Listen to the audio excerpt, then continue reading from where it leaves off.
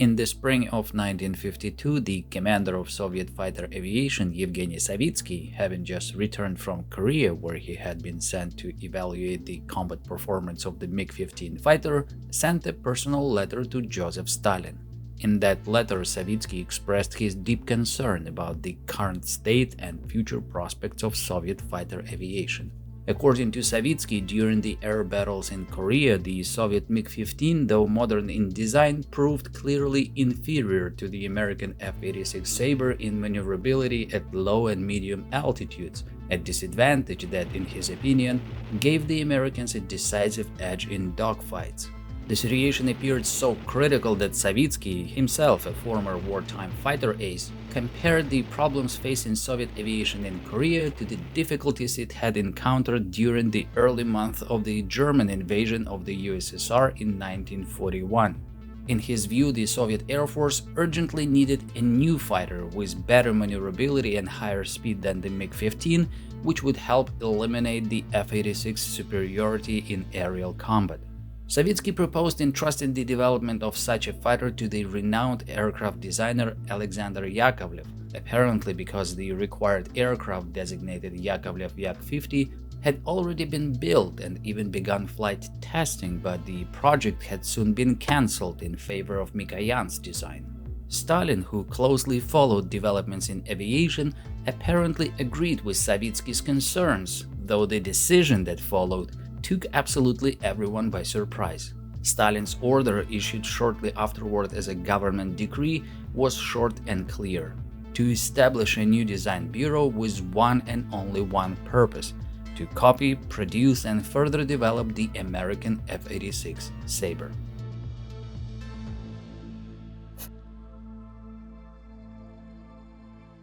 One of the most ridiculous myths about the USSR and about modern Russia as well is the unfounded belief in the historical high technological capabilities of the Russians.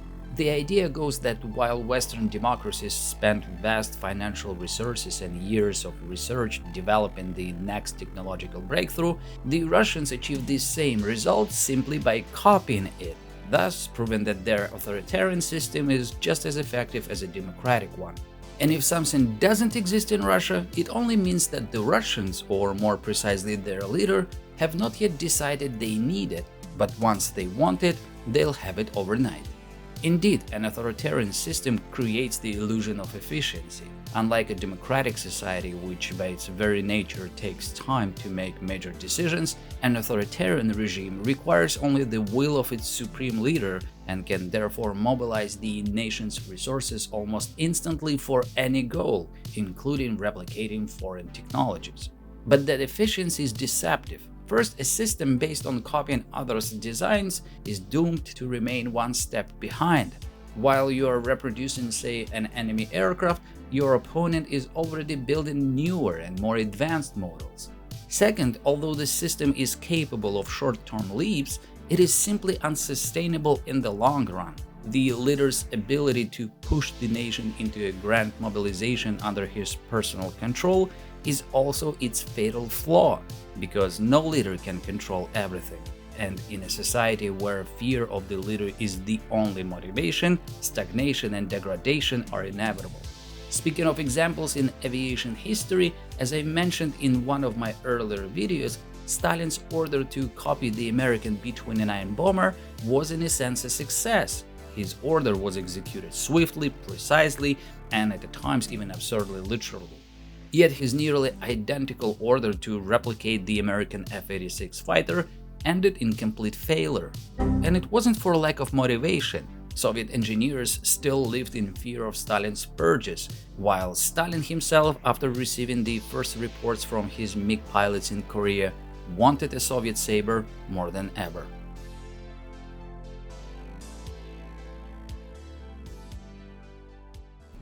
On June 25, 1950, North Korea launched a sudden invasion of its southern neighbor, marking yet another glorious attempt to gift communism to people who didn't want it. Not the first time and certainly not the last. Yet arguably for the first and sadly the only time in history, the democratic world responded swiftly and unanimously to such aggression.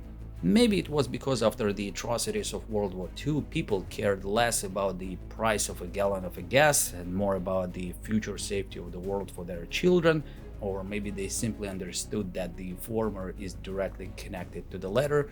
Whatever the case, United Nations members sent troops led by the United States to South Korea to defend it from the communist invasion. And maybe considering today's understanding of ethics and morality, it's worth noting that to stop that war, the United States didn't pressure the victim into surrender, but struck the aggressor. And maybe that's why it worked, as North Korea soon found itself in a hasty retreat and would likely have been defeated entirely if not for the sudden intervention of the USSR and China. China stepped in with ground forces while the Soviets provided air defense support by secretly deploying the 64th Fighter Aviation Corps equipped with MiG-15s. Given that the United Nations Air Forces were at first mostly represented by World War II-era propeller-driven planes, the appearance of the Soviet Union's most up-to-date MiG-15 jet fighter had a huge and devastating effect, first of all on US bombing operations. As the commander-in-chief of the Soviet Air Forces Pavel Zhigarev reported to Joseph Stalin, the first combat engagements in Korea demonstrated that the American piston-engine B-29 bombers were pretty much defenseless against fast Soviet jets, and the US F-80 jet fighters, which technically were also World War II-era designs, couldn't really protect American bombers either. The situation only changed with the arrival in Korea of the most advanced US fighter at the time, the F-86 Sabre, and Soviet pilots felt the difference immediately. Before the Sabre arrived in Korea, Soviet pilots had lost only 3 MiG-15s in a month and a half of air combat, yet they lost the same number in just 2 weeks once the Sabres appeared.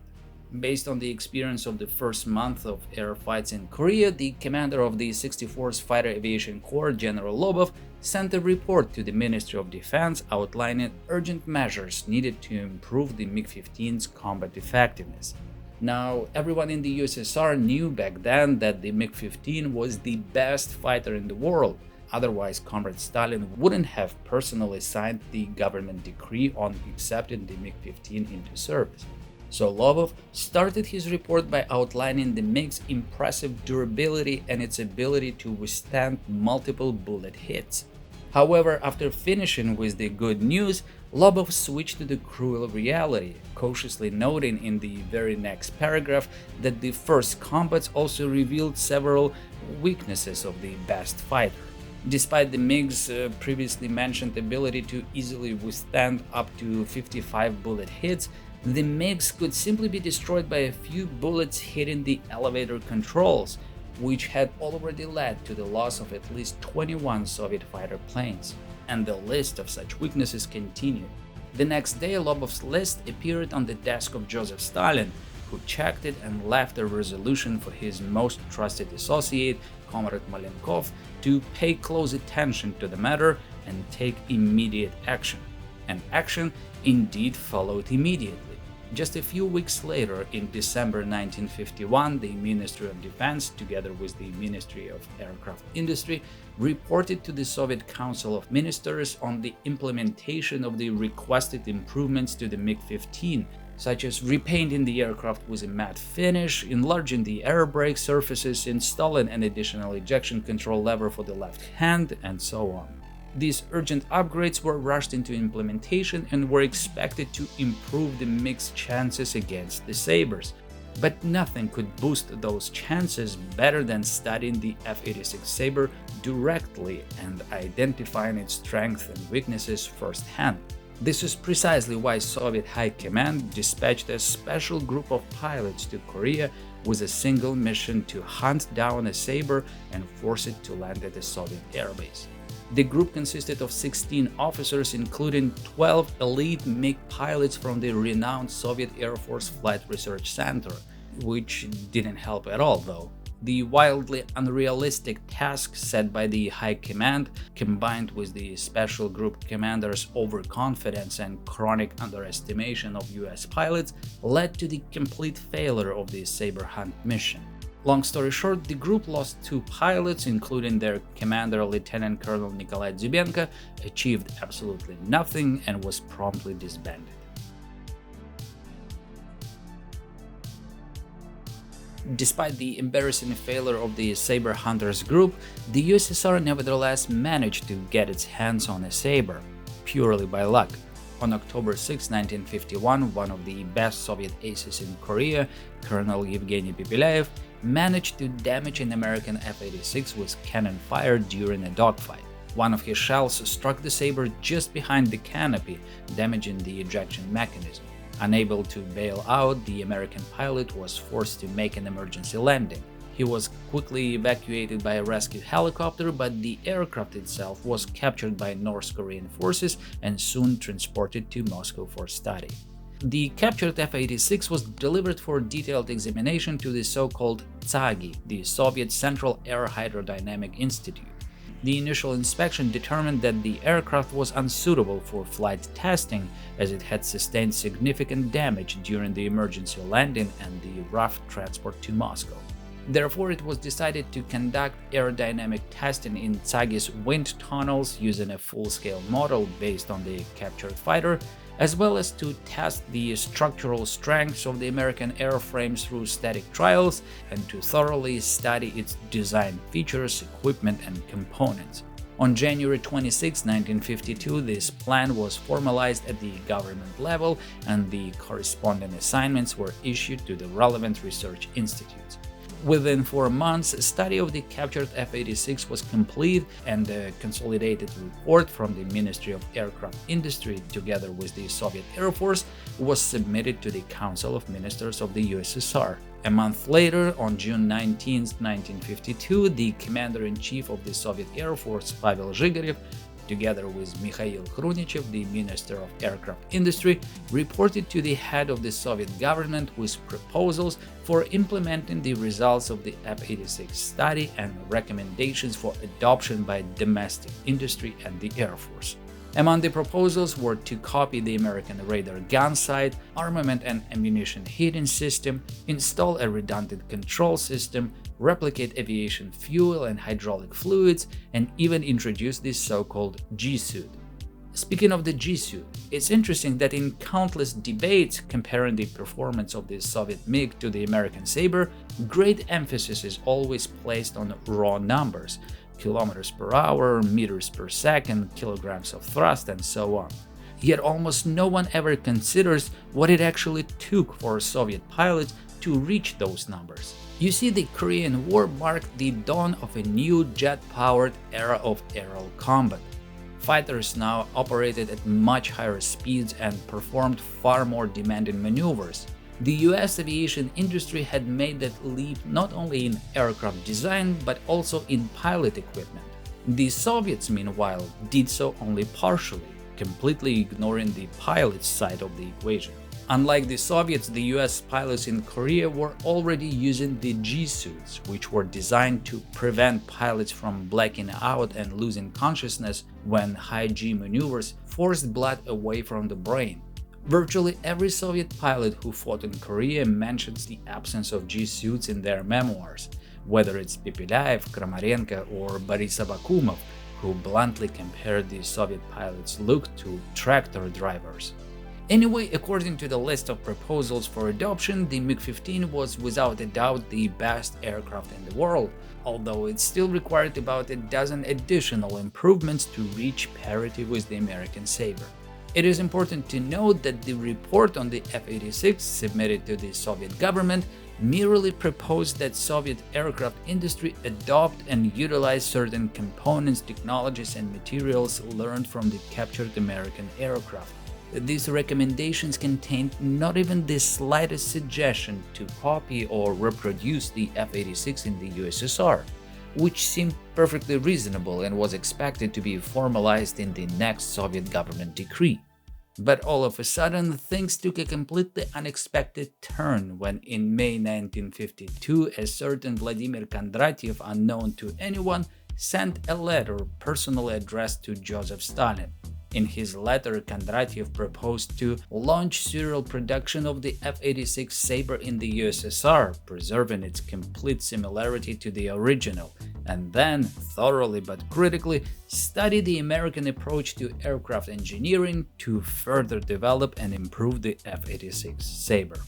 Kondratiev justified his proposal by noting the Sabre's superior maneuverability compared to the MiG-15, and at the end of the letter, he modestly suggested appointing himself as the project's chief designer.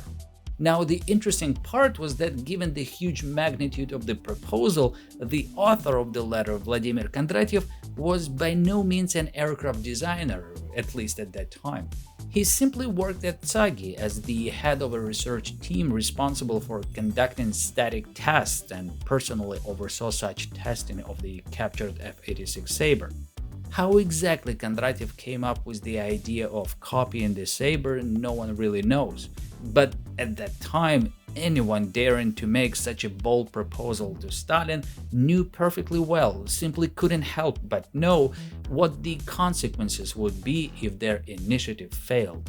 Stalin's purge of the 1930s is well known, but what's not often mentioned is that his purges never really stopped. The scale may have changed, but not the approach. For instance, when talking about the so-called aviators affair, which purged the top leadership of the Soviet Air Force and the aircraft industry, one must always specify which one exactly, the pre-war or the post-war affair. Nevertheless, the fact remains, Kondratiev all by himself approached the top leadership with his proposal to copy an American fighter, and despite resistance from the Ministry of Aircraft Industry, which we'll get to in a moment, he somehow managed to secure official support at the highest possible level.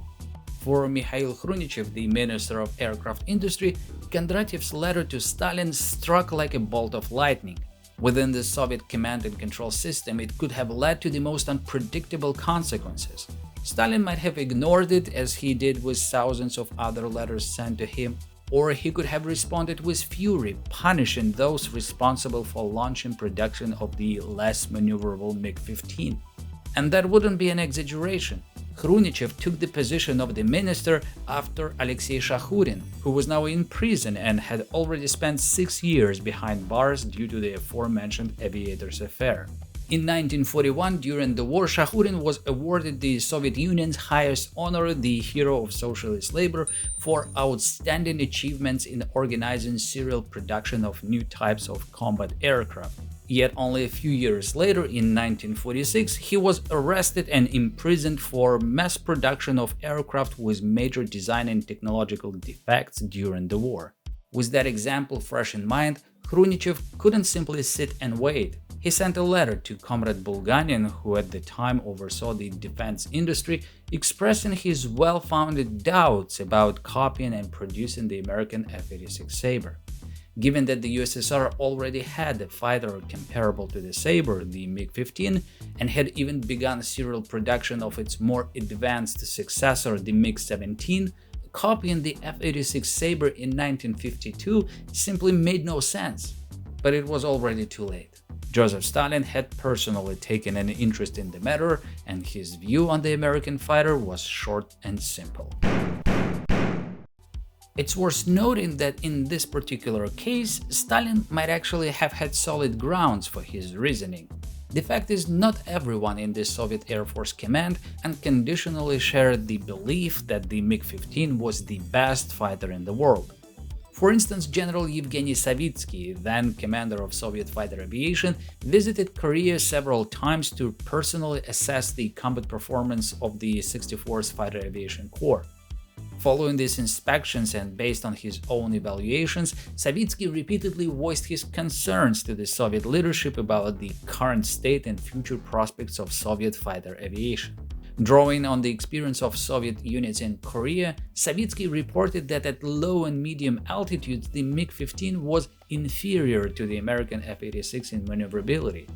Based on these observations, he proposed developing a new fighter that would be more maneuverable than the existing MiG-15 and better suited to counter the Sabres.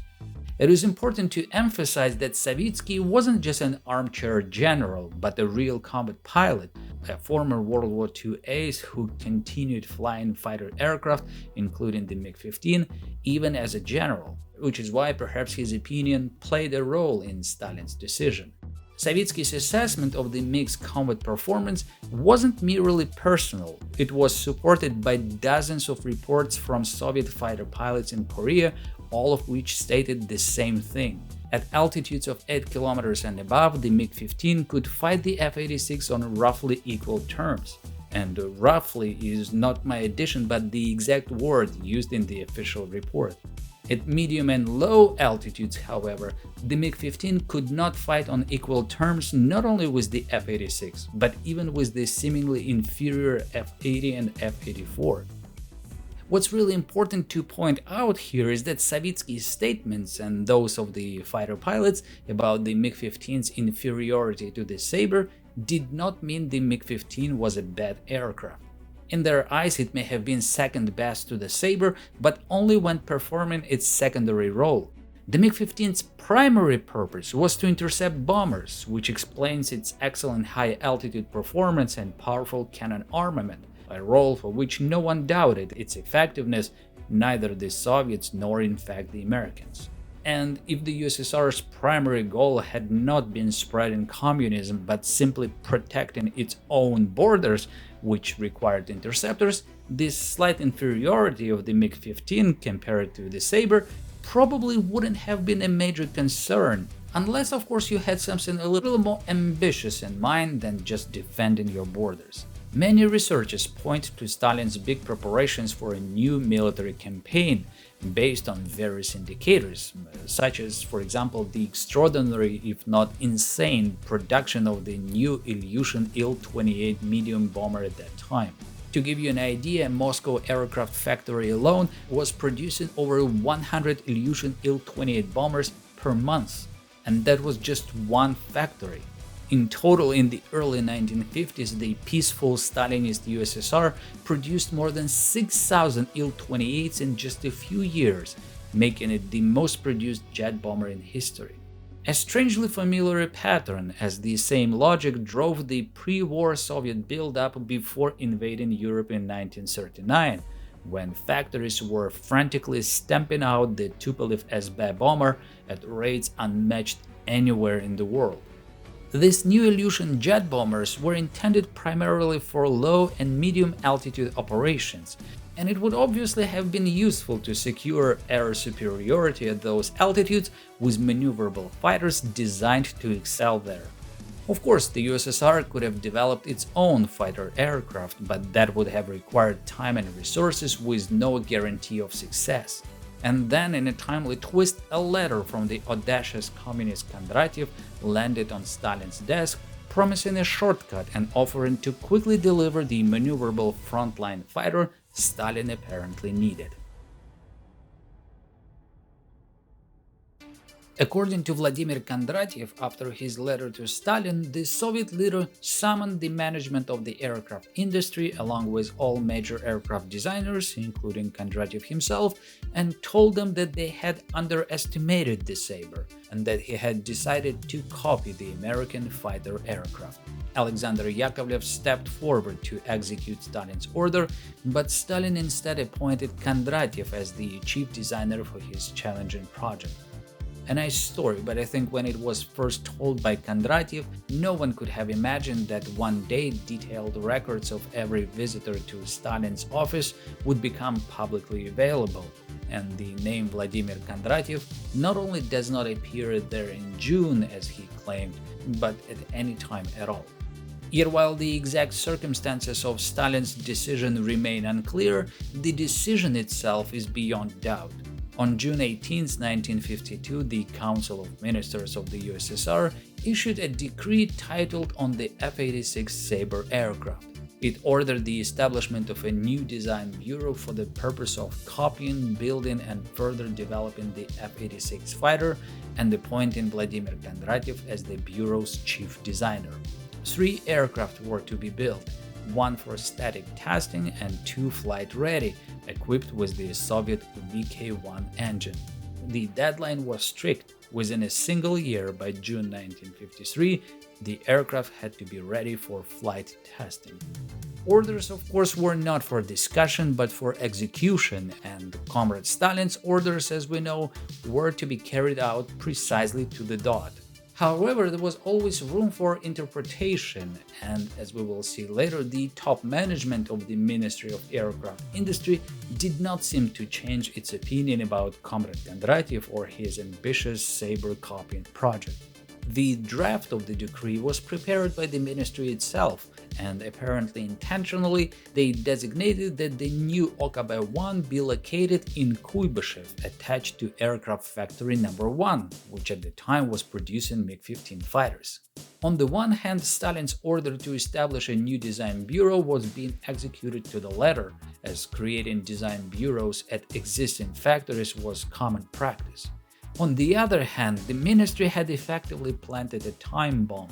The new bureau had no independent production base, and its remote location deep in the mainland, isolated from the core centers of the aircraft industry, made communication and cooperation with other entities difficult, inevitably reducing overall efficiency.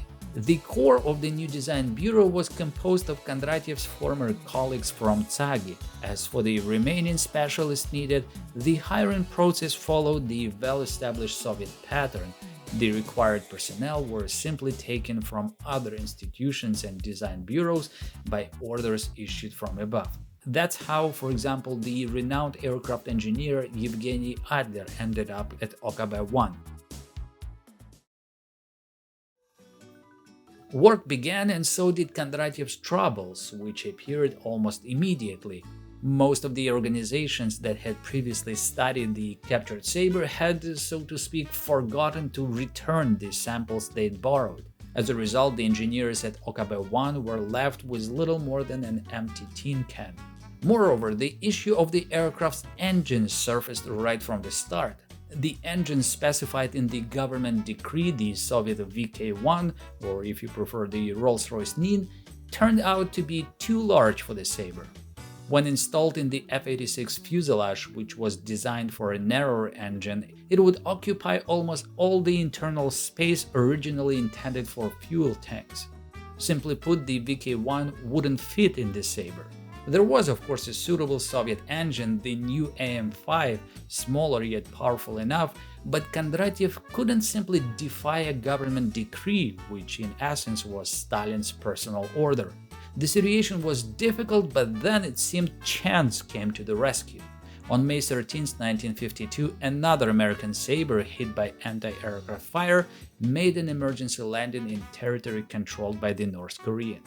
The American pilot was captured, and his aircraft, the most advanced F-86E, was delivered to the Soviet Air Force Research Institute in July 1952. Upon learning of this, Kondratiev immediately sent a letter to the Minister of Aircraft Industry, proposing to transfer the captured aircraft to his Okabe-1 for use of its engine and components. To make his request more appealing, he even promised to exceed the original plan by building not 3, but 4 aircraft. 1 for static testing as initially planned, and 3 flight-ready, 1 with the American J-47 engine from the captured Sabre, and 2 with Soviet AM-5 engines, which, in his opinion, would ensure the aircraft met the required performance characteristics. The ministry appreciated Kondratiev's ambitious drive to exceed the plan, but they kindly noted that there was no need to overexert. The 2 flight-ready aircraft originally planned would be more than sufficient.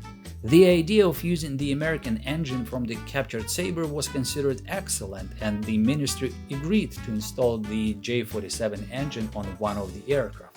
At the same time, the second Sabre was still to use the BK-1, as the ministry considered fitting the AM-5 engine impractical. In other words, nice try to swap engines, Comrade Kondratiev, but no.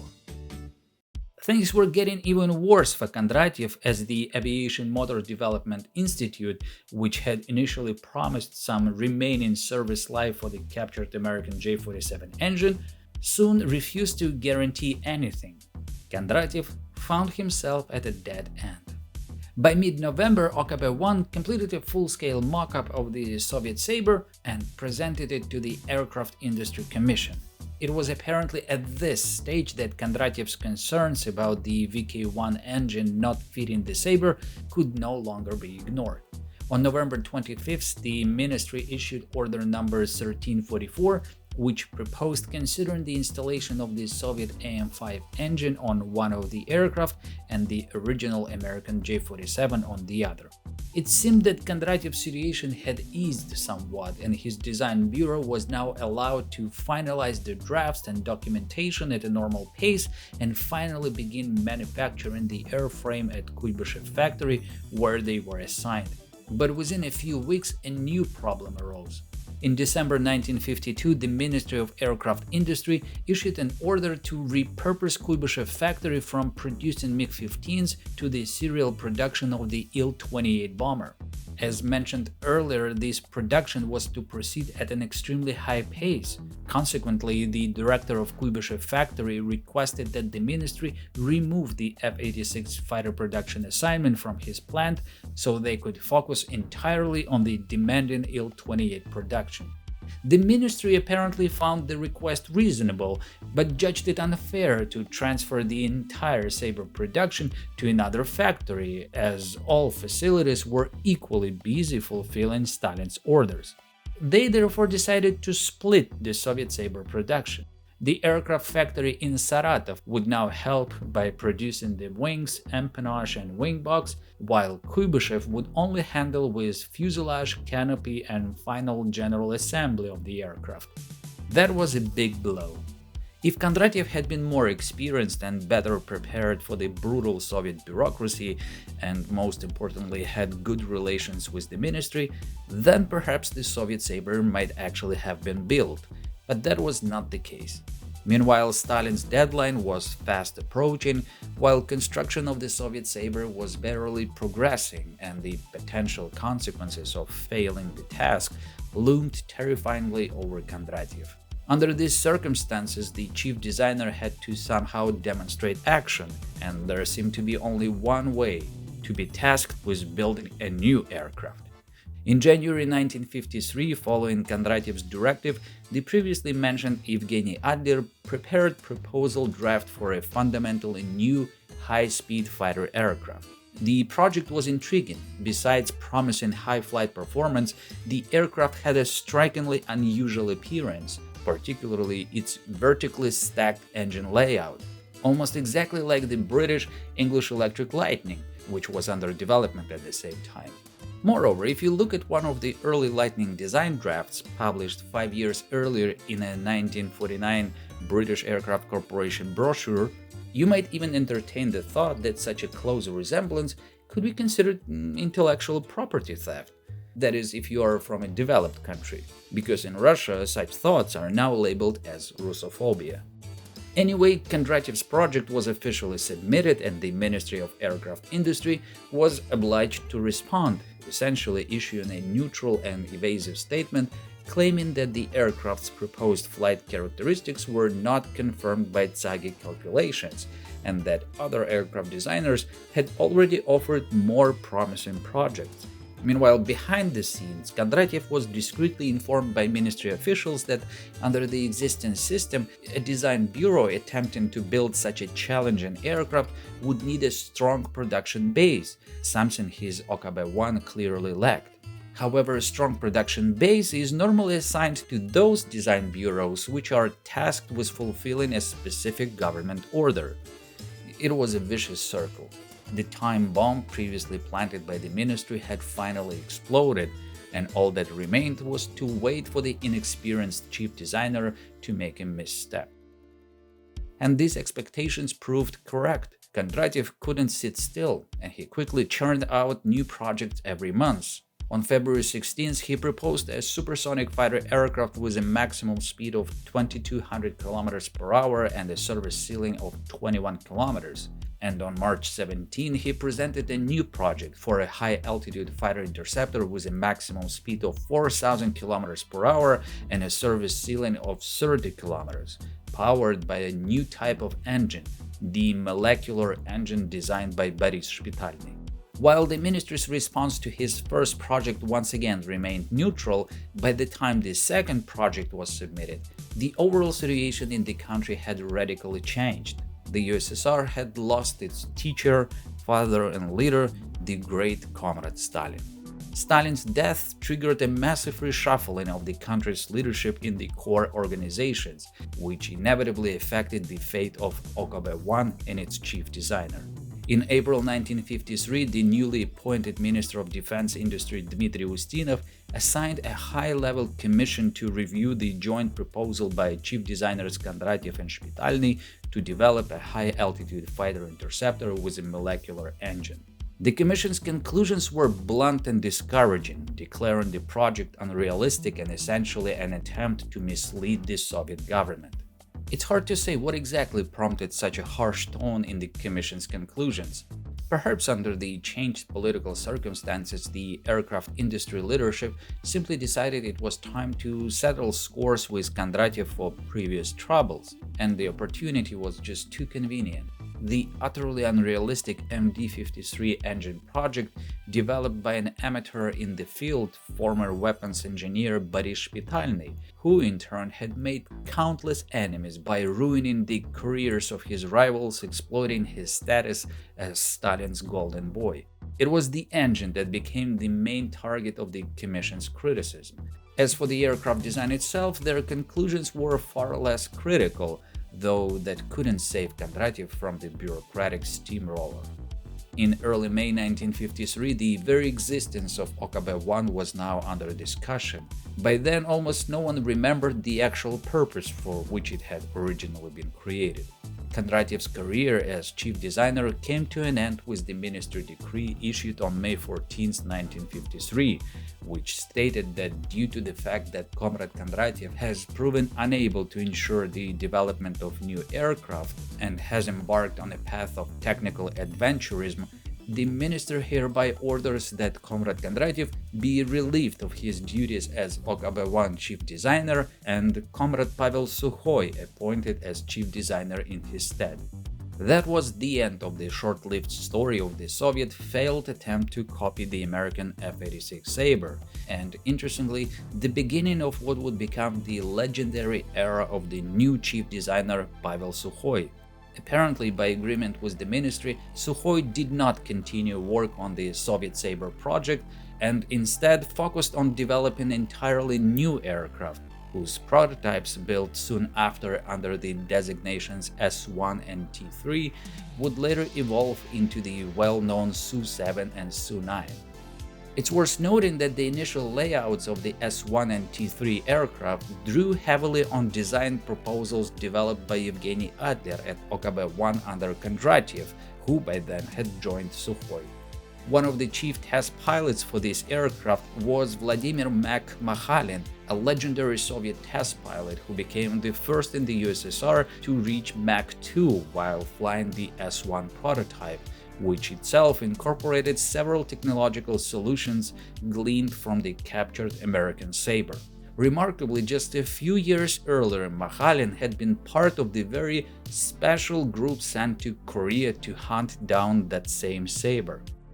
Although the Soviet Sabre was never built, the appearance of the F-86 in the USSR was far from useless for Soviet aviation. Beyond giving military personnel and engineers direct experience with their enemy's equipment, it sparked multiple changes and technological borrowings across the Soviet aircraft industry. Among the direct copies were, for example, the ASP-4 gun sight and the SRD-3 radar rangefinder, which were exact replicas of the devices installed on the captured Sabre and were later installed on various Soviet fighters such as the MiG-17, MiG-19, Su-7 and others. In addition, several new technological processes were introduced into aircraft production, such as wing skin panels with variable thickness, spot and roller seam welding for lightweight alloys, and more.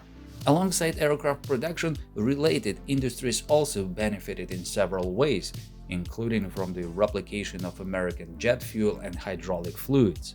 Notably, the AMG-10 hydraulic fluid, which became the standard in Soviet aviation, was even tinted with a red dye, similar to that used on the Sabre to facilitate leak detection. Formally, work on the Soviet Sabre was terminated by Council of Ministers decree on September 19, 1953. Expenses were written off and the results of the work at the Kuibyshev and Saratov plants were scrapped, bearing yet another Stalin's fail. although one of the last ones, but definitely not the only one, which go against the nowadays celebrated in Russia image of the wise and flawless leader, made possible by the created so-called cult of personality, something the danger of what majority of people unfortunately don't understand at all. Otherwise, it's hard to explain its today's growing popularity, if you will, in the used-to-be seemed democratic countries. Because the end result of the autocracy coupled with the cult of personality, as proved by history, is always a catastrophe, no matter the time period, no matter the continent. This topic goes beyond the scope of my channel, but even if it won't, I don't think I would be able to present it better than the newly launched series Mad Kings from the creator of real-life lore. It already has few episodes released, with the most recent covering the tenure of Nicolae Ceausescu, the Carpathian genius, as he liked to call himself, or Romanian Stalin, as it was called in media in the USSR. Yes, even for the USSR, though the late period USSR under Gorbachev, but nevertheless still the USSR, the Ceausescu's policies was a bit overshoot. You can watch the story of Nicolae Ceausescu and other dictators today on my streaming service Nebula. The one and only reason these series are available exclusively on Nebula is because it is impossible to make it on YouTube due to its restrictive policies in regards to historical content, often considered as shocking for the audience. But the thing, I believe, one of the reasons such leaders get support in modern world, because we are not allowed to speak about the atrocities and devastation such politics will lead the world into. Nebula is not like YouTube. It exists not thanks to ads or sponsorships, but exclusively due to support of its subscribers, which makes it possible for creators to discuss the topics and work on the projects that wouldn't be possible on YouTube. Nebula is a space for high-quality, in-depth videos that explore these subjects without the usual platform restrictions. What makes it different is that it was built and is owned by creators like myself, making it the most sustainable way to support our work. When you sign up by using my link in the description, I receive a portion of your subscription fee for as long as you stay subscribed. That support helps us continually improve our content, and for you, it means no ads, no sponsorship interruptions, just pure, thoughtful video content on various topics, whether it's history, art, science, politics, you name it. So if you want to get access to some of the best documentaries on the internet and support creators who are not afraid to speak on real history, go to nebula.tv/paperskies or click the link in the description or scan the QR code on screen to sign up. You will get 40% off an annual subscription. That's just $36 a year or $3 a month. Or you can choose a lifetime membership, which allows you to pay only once to get unlimited access forever. And with my link, you can get $200 off of Nebula Lifetime Plan. Also, Nebula offers gift cards, a wonderful present for your friends, family, or even yourself. Why not? So click the link and go watch Mad King series, available now on Nebula.